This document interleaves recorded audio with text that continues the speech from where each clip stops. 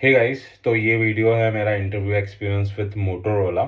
तो जो इंटरव्यूअर था वो बहुत ही एक्साइटेड था और बहुत ही हाइप्ड अप था। और उसने एक्साइटमेंट के स्टेट में मुझे ये भी बोल दिया था कि chef recipe, full chef recipe लिख के दिखाओ मुझे, स्क्रीन शेयर करके। और जिन्हें नहीं पता कि शेफ़ रेसिपी क्या होता है, तो ये this is related to DevOps actually.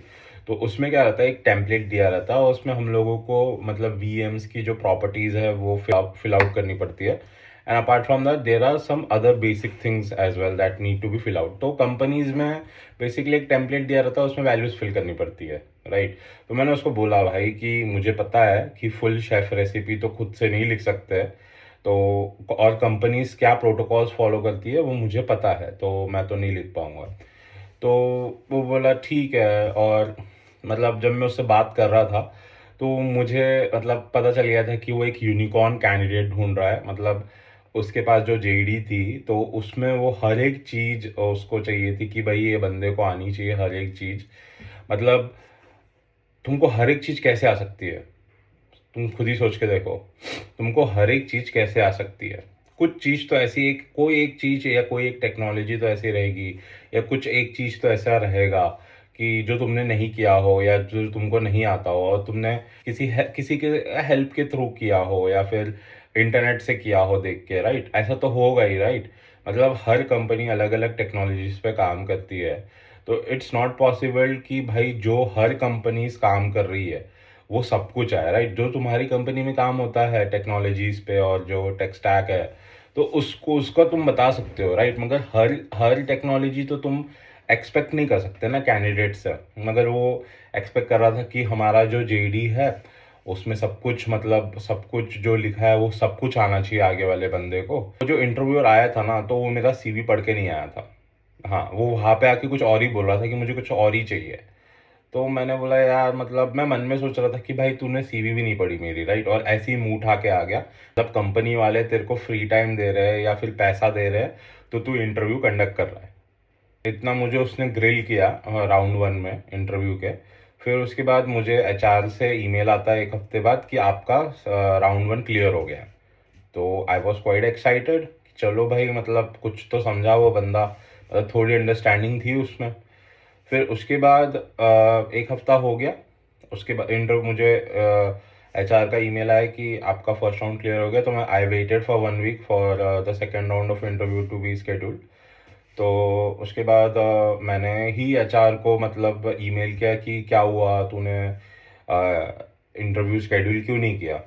तो फिर वो मुझे बोलती है कि अरे वो पोजीशन तो बंद हो गई है कब की, और अगर वो पोजीशन रीओपन होती है तो फिर मैं तेरे को बता दूंगी। तो मतलब सोच लो भाई, मोटोरोला के एचआर लोग ऐसे हैं।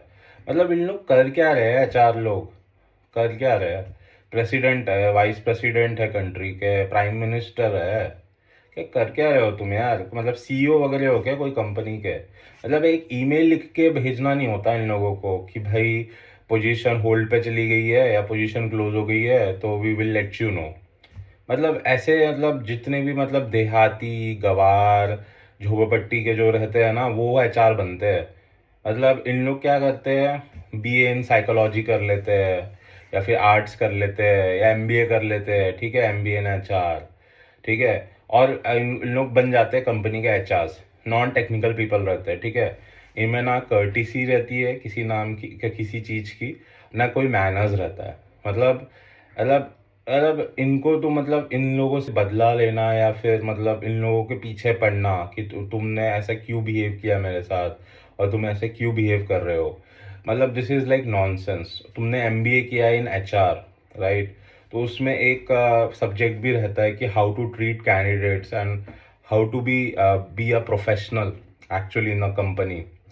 और मतलब इन लोगों की एमबीए डिग्रीज में है ना, इनके एमबीए डिग्रीज में थू है भाई, थू सही में। मतलब थूकना चाहिए भाई इनके एमबीए डिग्रीज में। इनको सिर्फ जॉब मिली है जब मतलब कैंपस प्लेसमेंट के थ्रू, नहीं तो इन लोग अगर इन लोग ऑफ कैंपस जाएंगे ना या एचआर लोग, तो इनको कोई पूछने भी नहीं वाला। मतलब बहुत ही एकदम गवार टाइप के लोग हैं। और ये सिर्फ मोटोरोला के नहीं है, बाकी कंपनीज में मैंने अभी तक जितने वीडियोस अपलोड किए हैं, मैंने जितने इंटरव्यूज़ दिए आईटी के, और मैं एक रिकरिंग पैटर्न देख रहा हूँ कि एकदम ही इनसेंसिटिव लोग हैं एचआर्स। उन लोग एक ईमेल का रिजेक्शन ईमेल्स नहीं भेजते हैं। उन लोग टाइमली अपडेट भी नहीं करते कि आपका हुआ नहीं हुआ, पोजीशन होल्ड पे है।